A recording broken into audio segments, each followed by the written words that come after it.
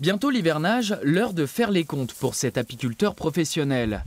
Lui n'a pas trop souffert cette saison, seulement 13% de pertes, un taux de mortalité bien inférieur à la plupart des membres de son association de producteurs. On a la moitié des adhérents qui ont perdu moins de 20% des ruches et une autre moitié qui en a perdu plus de 20%.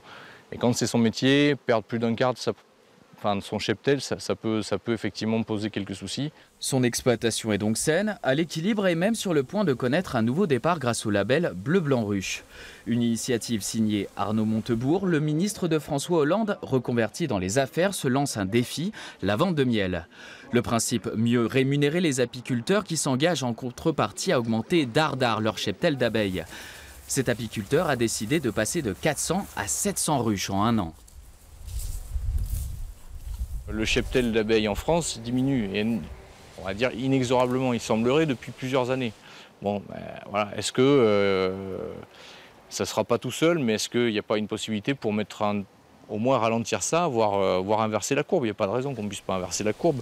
Premier objectif, produire 80 tonnes de miel bleu blanc ruche au niveau national d'ici l'an prochain, avec la promesse de mieux informer les consommateurs. Ce miel-là, le miel qu'on va acheter à des producteurs français, il sera conditionné par une entreprise qui connaît les règles de qualité, il sera contrôlé par l'AFNOR, donc un organisme de normalisation, et les coordonnées de l'apiculteur figureront sur les pots de la marque Bleu Blanc Ruche. Donc en fait, il y a une traçabilité du début à la fin. Les premiers pots seront écoulés dans certains magasins des grandes métropoles dès le 10 septembre prochain.